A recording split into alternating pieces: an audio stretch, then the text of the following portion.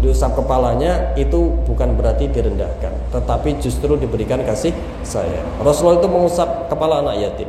Apa kata Rasulullah? Man masaha ala ra'si yatimin rahmatan. Siapa orang mengusap kepala anak yatim, diusap kepalanya anak yatim. Tapi ambil dikasih duit, diusap-usap tok dikasih duit kedua ya. Ya. Diusap-usap tok diuyek-uyek ngono, mboten diparingi arta ya padha wae ngono. Nggih. Man masaha nggih ala ra'si yatimin. Siapa orang mengusap kepalanya anak yatim rahmatan karena sayang, karena welas, kataballahu lahu bikulli sya'ratin marrat 'alaiha yaduhu hasanah, maka Allah akan menulis setiap rambut yang tersentuh oleh tangannya ditulis satu kebaikan. Mongko rambutnya anak yatim ki ono pinten, Pak? Apa tumun cah yatim botak? Ya kan mboten. Kira mboten. Mestine ya ono rambutnya nggih. Iya. Mongko rambutnya ono pinten niku? Ewona. Sinten tiyang yang ngusap kepala anak yatim karena kasih sayang, satu helai rambut yang dilalui oleh tangannya, yang disentuh oleh tangannya, Allah wujudkan satu kebaikan. Mongko ada berapa rambut yang diusap. Itu nek sampean ketemu nek anak yatim sing botak ora usah diusap. Tapi aja diketak. Kada rambutnya ketak kae aja. Nggih. Sing diusap sing wonten ya dilepas. Karena hadisnya apa? Masahara sayatimin. Kemudian Allah akan mencatat setiap satu helai rambut yang dilalui, yang disentuh tangannya, catat sebagai satu kebaikan. Lah kalau sing diusap pecine ya gak gemek rambutnya sampean ngusap suwi-suwi ora entuk kae iki. Cara dohire hadis niki, nggih. Ya. Tapi nggih ngusap niku yo karo diseneng-seneng lah, diparingi napa ta napa ngoten nggih. Kan intinya berbuat sayang itu kalau zaman sekarang ya dikasih sesuatu kan nggih ngoten nggih.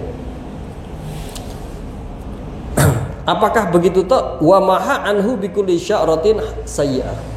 Satu helai rambut yang dilalui tangannya dicatat kebaikan, satu helai rambut yang dilalui tangannya akan dihapus satu keburukan. Apalagi wa rafa'ahu bikulli sya'ratin darajatan.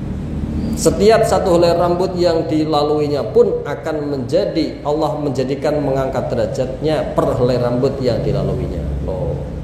3 lipat pahala.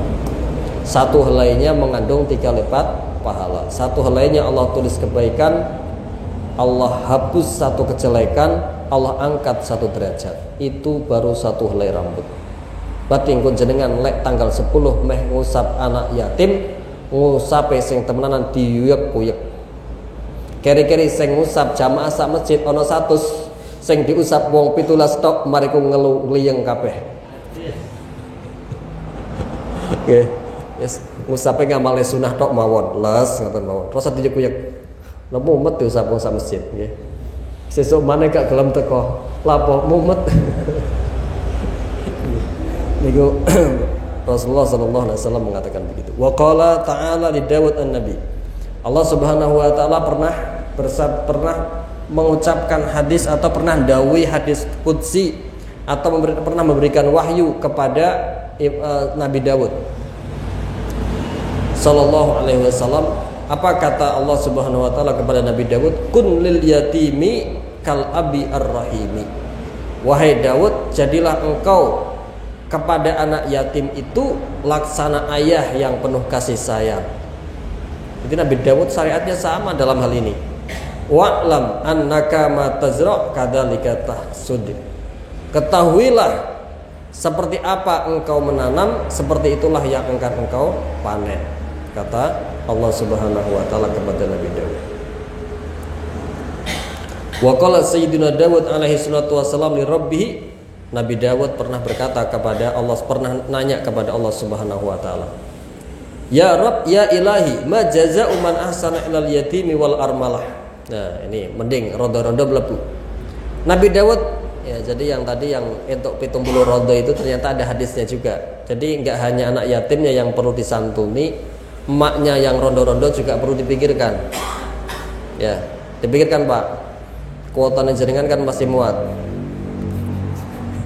Ya kan? Itu ya. Apa kata Nabi Dawud? Ya ilahi, wahai Tuhanku, ma jaza'u man ahsana ilal yatimi wal armalah.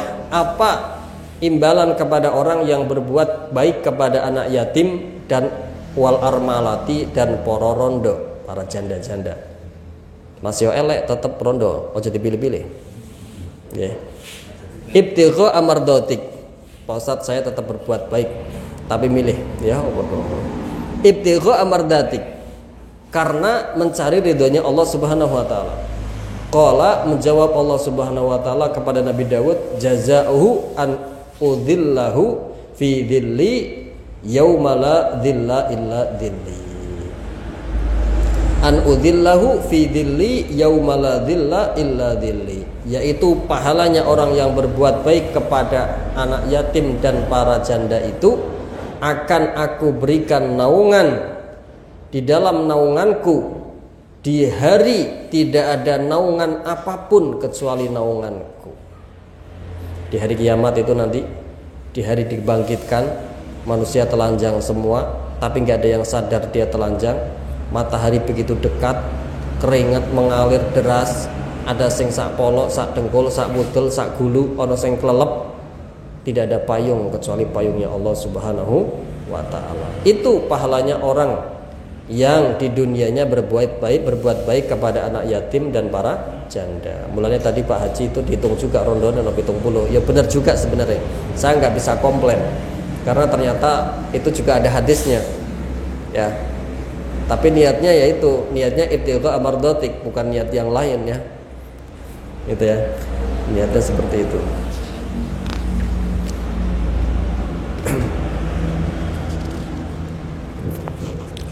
Dalam sebuah hadis dikatakan, idza bakal yatim intasarallahu azza wa jalla qala ya Ali idza bakal yatim ihtazzal ars. Berkata Rasulullah sallallahu alaihi wasallam kepada Sayyidina Ali, ya Ali, idza bakal yatim ihtazzal ars. Ketika anak yatim itu menangis, ihtazzal ars, maka arusnya Allah yang lebih besar dari langit dan bumi itu bergoncang, Pak. Sekuat-kuatnya apa? Kekuatan di dunia apa yang paling kuat? Mesin apa yang paling kuat di dunia? Paling baru bisa menggoncangkan, merobohkan gedung. Ya. Tapi tangisan anak yatim lebih dahsyat daripada apapun yang dahsyat, hatta dari bom yang paling dahsyat sekalipun. Dia paling dahsyatnya bom ngancur ke apa? Ngancur ke gedung, ya kan? Ngancur ke nuklir katakanlah, ngancur ke negara, udah. Negara itu kan cuma bagian kecil daripada bumi, bagian mawon dari bumi. Nah ini arusnya Allah yang lebih besar dari langit dan bumi ini bisa goncang, bisa bergetar kalau ada anak yatim sampai nangis, dibikin nangis oleh orang. Bayangkan itu, nangisnya anak yatim bisa menggoncangkan arusnya Allah yang lebih kokoh, lebih besar daripada langit dan bumi. Ini berarti menunjukkan betapa luar biasanya jangan sampai kita itu berbuat zalim kepada anak yatim. Fayaqulullahu ta'ala ya Jibril, maka berkata Allah Subhanahu wa ta'ala, wa ya Jibril, wahai malaikat Jibril, wasi' maudhi'an finnar liman abkahu fa inni mubkihi. Wahai Jibril, luaskan tempatnya dia di neraka, tempatnya orang yang membuat nangis anak yatim tersebut di neraka, fa ana mubkihi, nanti saya yang akan membuat dia menangis di neraka. Jadi enggak cuma goncang tok, diancam seperti itu. Ya Jibril, wasi' maudhi'ahu finnar, wahai Jibril, lapangkan, luaskan tempatnya di neraka. Neraka loh, malah dikokon jembar nih, jatahnya kayak nemen berarti neraka nih. Man abkahu, orang yang membuat nangis anak yatim, fa ana mubkihi, Allah nanti yang luar biasa membadan. Ini sebentar lagi santunan anak yatim. Ini tanggal besok, tanggal pertama Rebu ya. Oke. Kalau kalender Indonesia Rebu ya. Mungkin Mekah sudah tanggal 1. 1, 2, 3, 4 tanggal 10 akan ada santunan anak yatim. Gak harus tepat tanggal 10, gak harus. Yang penting di bulan Muharram ini bagaimana caranya kita itu punya bagian di dalam memberikan santunan kepada anak yatim, terutama yang aghnia, terutama orang-orang yang kaya.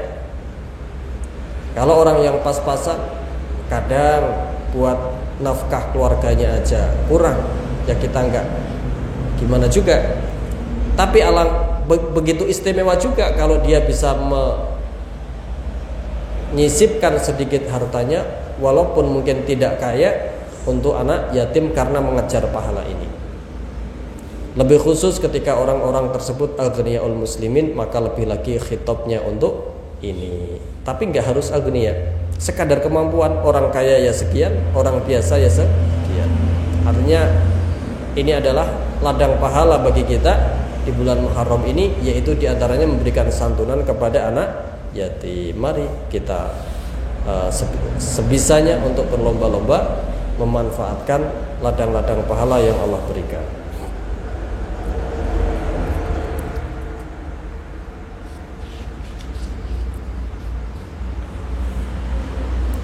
Dalam sebuah hadis lain lagi, innal yatim idza baka ihtazza azzur rahman arsyur rahman libukaihi. Baginda Nabi bersabda, sesungguhnya anak yatim itu ketika menangis maka arsy-Nya Allah itu akan guncang. Fayaqulullahu ta'ala ya malaikati man abka abdi. Maka Allah akan berkata kepada malaikatnya, Allah, wahai malaikatku, siapa yang berani membuat nangis itu anak yatim, kata Allah Subhanahu wa taala. Wa ana qabatu abahu, dan aku telah ambil dia ayahnya. Wa waraituhu fit turab, dan aku pendam, aku tutupi ayahnya dengan tanah. Fayaqulun, malaikat kemudian menjawab, Rabbana la ilma lana. Ya Allah, wahai Tuhan kami tidak mengetahuinya.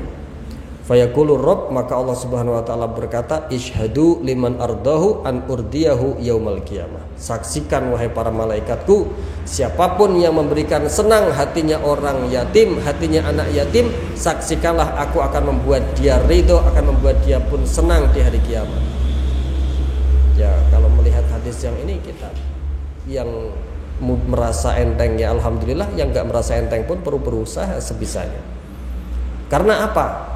Ishhadu liman ardahu fa in an urdiyahu yaumal qiyamah. Saksikan wahai para malaikatku, kepada orang yang membuat senang hatinya anak yatim, maka aku akan membuat dia ridho di hari kiamat. Nah, kita butuh semua ridhonya Allah Subhanahu wa taala di hari kiamat. Maka beruntung sekali orang yang memiliki yayasan anak yatim. Cuma waspada tadi, ya. Satu sisi tinggi sekali pahalanya, satu sisi juga harus hati-hati. Beruntung orang yang mengurusi anak yatim, gitu ya. Di dalam sebuah hadis diriwayatkan bahwasanya ketika baginda Nabi dimi'rajkan ke langit waktu peristiwa Isra Mi'raj, gitu ya. Baginda Nabi itu hendak masuk ke surga. Wa dakhalal jannah, kemudian baginda Nabi masuk ke surga. Baginda Nabi melihat di situ wara'a ma fiha zahamathu imra'atun fi dukhulil jannah. Ketika peristiwa Isra Mi'raj, baginda Nabi kan diperlihatkan surga. Di situ baginda Nabi ketemu sama perempuan yang ikut masuk koyok disi-disian atau melu mlebu kalian Kanjeng Nabi. Kok iso wong iki kok mlebune iso sampai bareng selevel Nabi? Baginda Nabi nanya, ya, bingung. Faqala Rasulullah sallallahu alaihi wasallam, "Man hadhihi ya Jibril?" Kok bisa ada perempuan yang sampai masuk surganya level cepat kayak gitu? Baginda Nabi mlebet, ndekne melu mlebet koyo main desek-deseki kados niku. Ya padahal ibarat artinya cepat. Pintu surga enggak mungkin sempit sampai perlu desek-desekan, enggak mungkin. Artinya secepat itu sampai levelnya enggak nunggu dulu Nabi mau masuk, berarti manusia biasa harusnya belakangan nanti kan ya. Ini enggak, kok bisa bareng kalian masuknya Nabi? Kata Rasulullah, "Ya Jibril, man hadhihi?" Siapa perempuan itu wahai Jibril? Kok bisa masuk surga dengan begitu istimewanya? Qala Ummul Aitam. Jibril mengatakan Ummul Aitam, allati mata zaujuha wa taraka laha auladan. Oh, itu baginda Nabi, itu adalah ibunya anak-anak yatim yang ditinggal meninggal suaminya wa tarokalaha auladan, kemudian suaminya meninggalkan begitu beberapa anak atau anak yang banyak, fasobarot, tapi perempuan tersebut sabar menafkainya, mendidiknya, orang kawin maneh.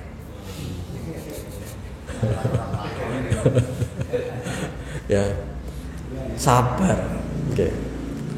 Fasabarat walam tatazawwaj, lan boten kawin malih. Warabbat auladaha, tapi mendidik membesarkan anak-anaknya. Hatta kaburu, sampai anak-anaknya menjadi besar.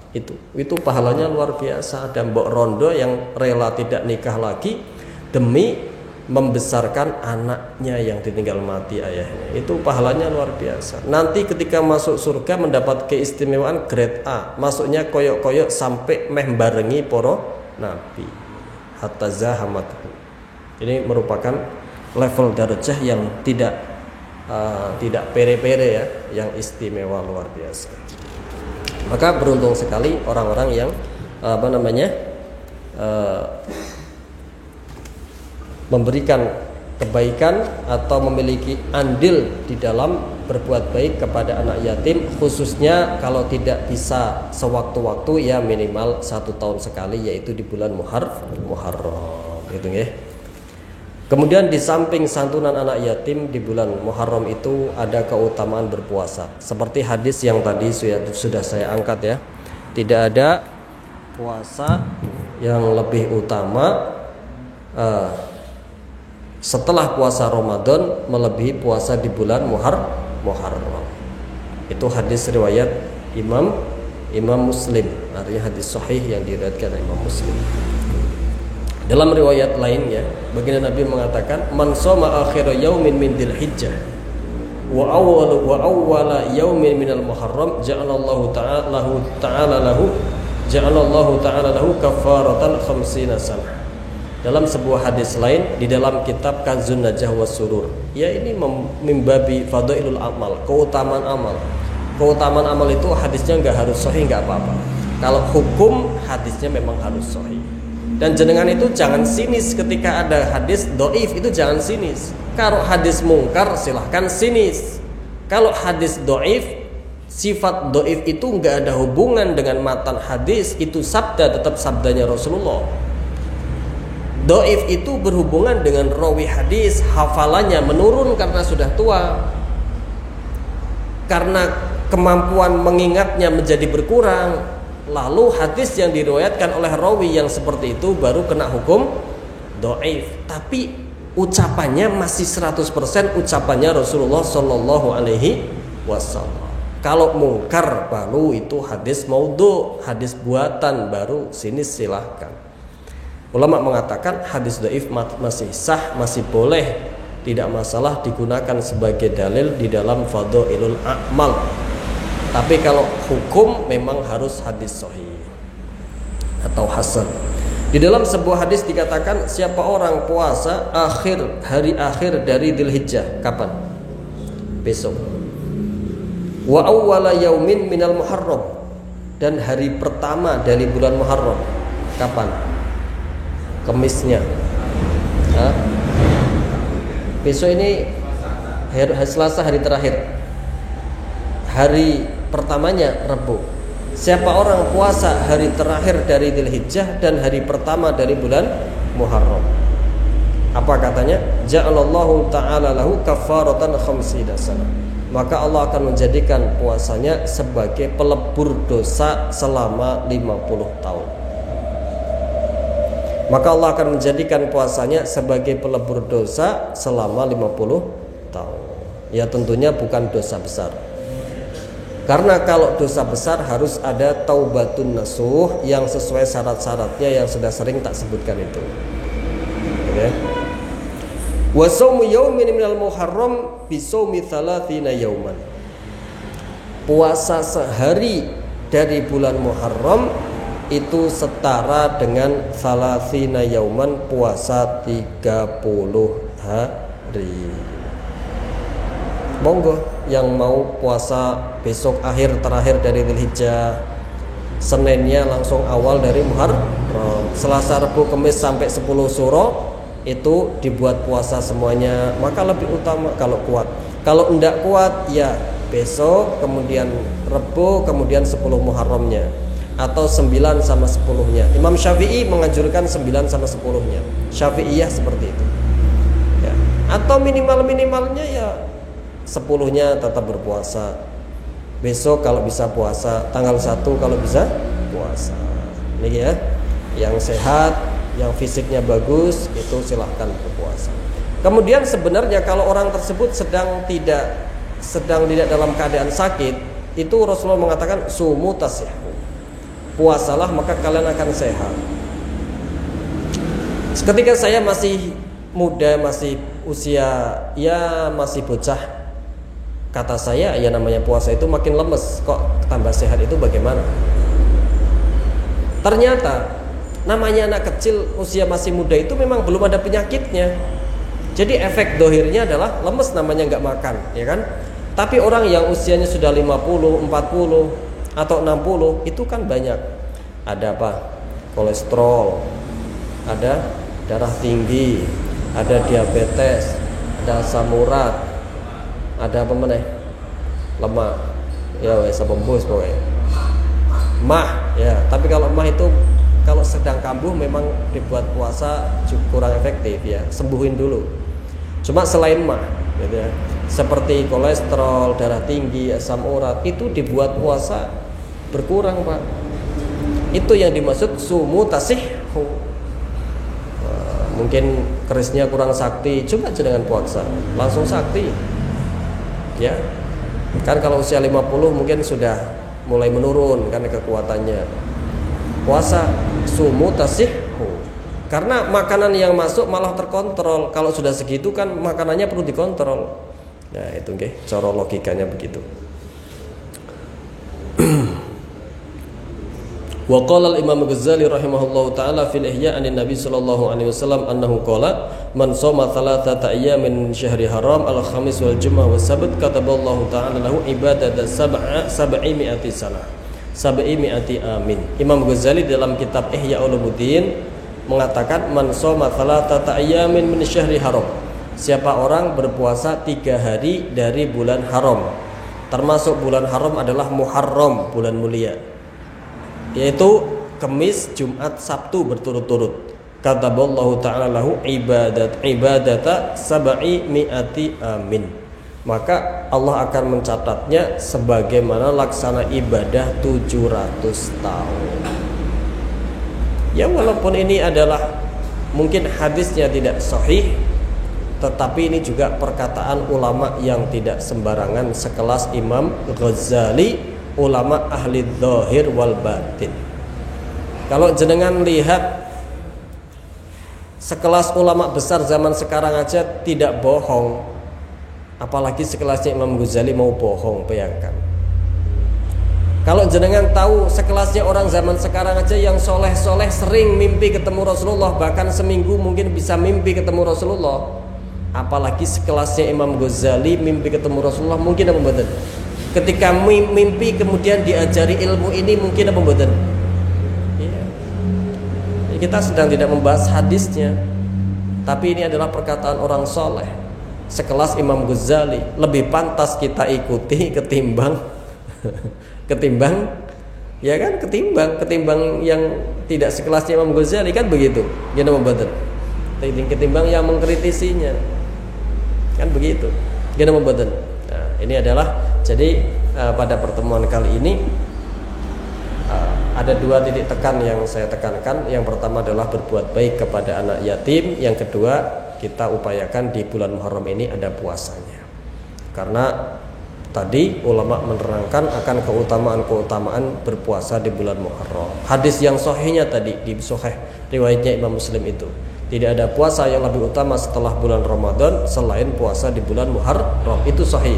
Kalau yang lain kita tidak, kalau bahas hadisnya memang tidak sahih, tetapi kita sedang membahas minimalnya itu adalah perkataan ulama soleh, bukan perkataan orang biasa. Kira betul? Nah, gitu ya. Nggak terasa sudah 53 menit atau 54 menit. Saya cukupkan. Mudah-mudahan bermanfaat pertemuan yang singkat ini. Sebenarnya masih sangat panjang kalau kita mau membahas tentang seputar Muharram. Masih banyak sekali pembahasan-pembahasan yang akan membangkitkan semangat kita di bulan Muharram. Akan tetapi untuk pertemuan kali ini saya rasa cukup dulu. Insya Allah kalau ada kesempatan berikutnya nanti kita bisa kaji lagi seputar amalan-amalan atau keutamaan-keutamaan bulan Muharram. Dari Al-Fakir, barangkali ada kurang sopan atau silap tulisan, mohon dimaafkan. Walafu minkum. Wassalamualaikum warahmatullahi wabarakatuh.